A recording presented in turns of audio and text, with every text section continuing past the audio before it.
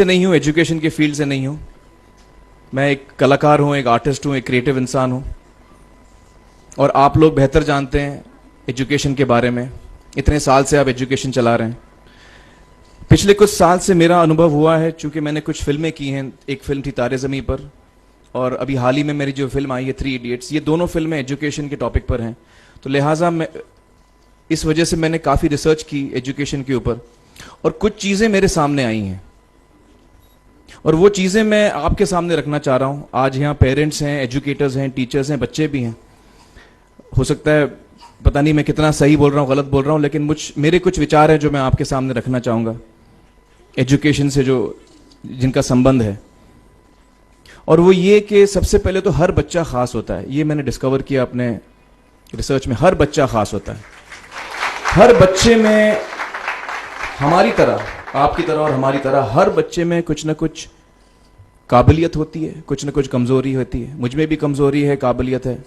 आप में भी कुछ ना कुछ काबिलियत और कमजोरी है, और हर बच्चे में कुछ ना कुछ कमजोरी और काबिलियत होती है।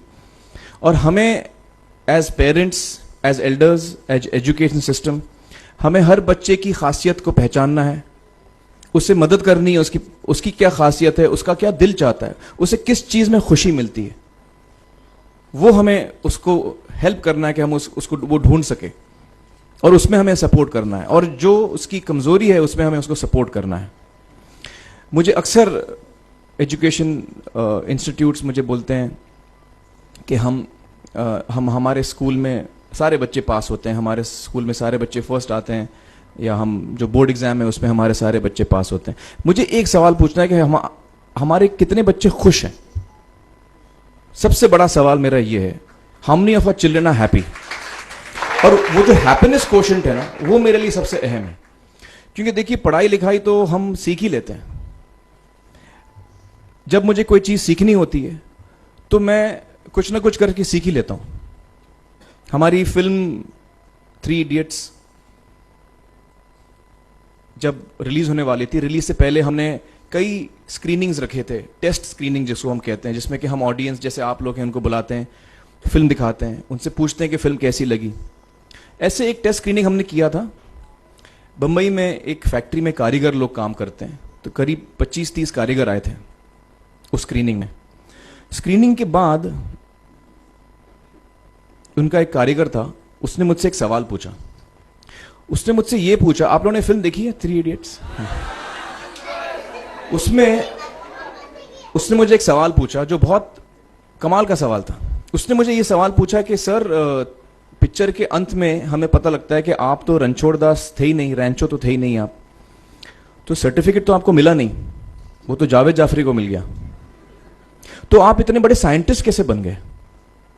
इतने बड़े पेटेंट्स, 400 पेटेंट्स, जापानी लोग आपके पीछे पड़े हैं, तो आपको सर्टिफिकेट तो मिला नहीं, तो आप इतने बड़े साइंटिस्ट कैसे बन गए? बहुत ही अहम सवाल है ये, बहुत ही इंपॉर्टेंट सवाल है। और ये जो मुद्दा है उसके हार्ट में जाता है ये, कि जब मैं एग्जाम के लिए रट के जवाब देता हूं और वो जवाब में मुझे नंबर मिलते हैं और मैं पास हो जाता हूं, तो मेरे हाथ में एक पर्चा आता है जो मुझे कहता है कि मैं पढ़ा लिखा हूं। लेकिन वाकई में पढ़ा लिखा हूं या नहीं, ये अभी तक हमको श्योर मालूम नहीं है। लेकिन जब आप नॉलेज चाहते हैं कि आपको मिले, विद्या मिले आपको, तो फिर वो कागज का मायने कुछ होता नहीं है। तो मैंने उसको जवाब में 2 सवाल पूछे। मैंने बोला उसको कि भैया, आपको क्या लगता है मैं अच्छा एक्टर हूं? उसने बोला हाँ, देश भर में आप सब लोग मानते हैं आपको, आप अच्छे एक्टर हैं। मैंने उससे कहा कि भैया, मेरे पास कोई सर्टिफिकेट नहीं है जो कहता है कि मैं अच्छा एक्टर हूं। मेरे पास कोई कागज नहीं है जो मुझे बोलता है कि मैं अच्छा एक्टर हूं। मैंने फिर उससे एक सवाल पूछा कि मैंने सुना आप बहुत अच्छे कटर हैं, आपके जो बॉस मुझे बताते हैं कि आप उनके मेन कटर हैं और आपकी बड़ी इज्जत करते हैं वो। आपके पास कोई पर्चा है, सर्टिफिकेट है जो मुझे बताता है कि आप कटर हो? उसने बोला नहीं सर। तो मैंने बोला आपका जवाब आपको इधर ही मिल गया। Education is beyond marks, education is beyond grades, education is what you learn. और मेरी इच्छा है कि हिंदुस्तान में हम एजुकेशन को इस नजरिए से देखें कि हम अपने बच्चों को वाकई शिक्षा दें। और शिक्षा हम खुशी से दें, क्योंकि शिक्षा में सिर्फ ज्ञान नहीं होता, शिक्षा में एक और चीज मिली हुई होती है, वो ये है कि हम अपने बच्चों को डेवलप करते हैं एज ह्यूमन बींग्स। आगे चल के वो जिंदगी में अच्छे इंसान बने, आगे चल के वो अपने पैरों पे खड़े रह सकें, आगे चल के वो इज्जत की जिंदगी जी सकें, आगे चल के वो दूसरों के बारे में ध्यान रखें, आगे चल के वो किसी के चेहरे पे मुस्कुराहट ला सकें, आगे चल के वो किसी की मदद कर सकें। This is what we should develop of our children. ये मेरी फीलिंग है।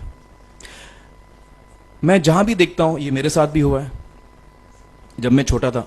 जब से हमारे बच्चे छोटे होते हैं, जब से बच्चे पैदा होते हैं, बच्चा घर आता है, हम बच्चे को पूछते हैं भाई मार्क्स कितने मिले, फर्स्ट आए कि सेकंड आए? वो बोलता है सेकंड। सेकंड आए तो अरे फर्स्ट नहीं आए, डांट पड़ती है उसको। जो बोलता है मैं 10th आया तो उसकी तो हालत ही बुरी हो जाती है। बच्चे को लगता है यार ये फर्स्ट आना बड़ा जरूरी है। उसको रेस में हम पूछते हैं तुम रेस में फर्स्ट आए कि सेकंड आए? में हम उसको बचपन से, जब से वो केजी लोअर केजी में होता है, जब लोअर केजी में रेस होती है, चमचा मुंह में लगा के उसमें नींबू डाल के भागते हैं। उसमें भी हम बच्चे को पूछते हैं अरे मेरा बेटा फर्स्ट आएगा, ला ओ बेटा मेरा फर्स्ट आना, मतलब पेरेंट्स चिल्ला रहे हैं बेटा भागो, मतलब नींबू लेके भागो। तो उसमें होता क्या है कि बच्चे को लगता है कि यार ये बड़ा जरूरी है। मेरे पेरेंट्स को हमेशा, मेरे पेरेंट्स मुझे एक ही सवाल पूछते हैं, मैं फर्स्ट आया कि नहीं। उसके जहन में ये बात बैठ जाती है कि मेरे को अव्वल आना है, मेरे को कंपीट करना है, मेरे को बाकी लोग से आगे निकलना है। टीचर्स भी यही सवाल उसको पूछते हैं आमतौर पे, ये मेरे साथ हुआ है। होता क्या है कि जब वो बच्चा 21 साल का होता है तो वो बड़ा सेल्फिश हो जाता है, और उसको सेल्फिश हमने बनाया, हमारे सिस्टम ने बनाया। वो अपने बारे में सोचता है और किसी के बारे में नहीं सोचता, क्योंकि यही हमने उसको ट्रेन किया है बचपन से।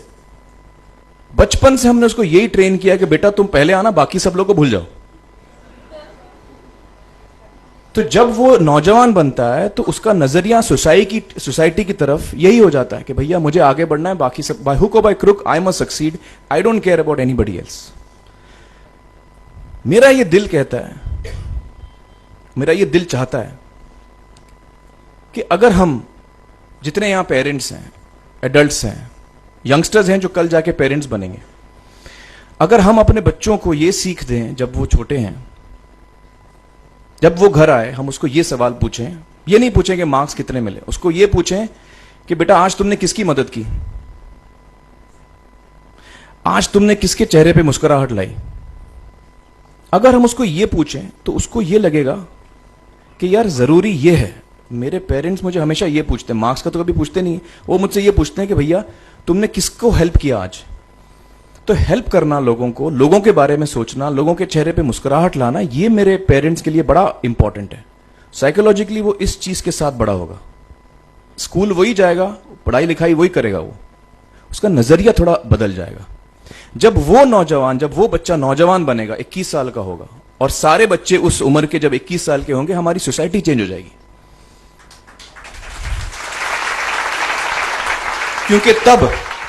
क्योंकि तब हमारी सोसाइटी में ऐसे नौजवान होंगे जो खुद के बारे में नहीं सोच रहे, दूसरों के बारे में सोच रहे हैं। तो मुझे लगता है कि सबसे बड़ी चीज जो हमारे एजुकेशन सिस्टम में मैं देखना चाहूंगा, जो मैंने अपने स्कूल लाइफ में नहीं देखी, कि हमको ये अहमियत इस पे दी जा रही है कि हम अपने आसपास के बच्चों को कितना हेल्प कर रहे हैं। ये एक बहुत बड़ी तब्दीली अगर आ जाए तो मुझे लगता है कि हमारा देश बहुत सुधर सकता है, बहुत बदल सकता है। हम बहुत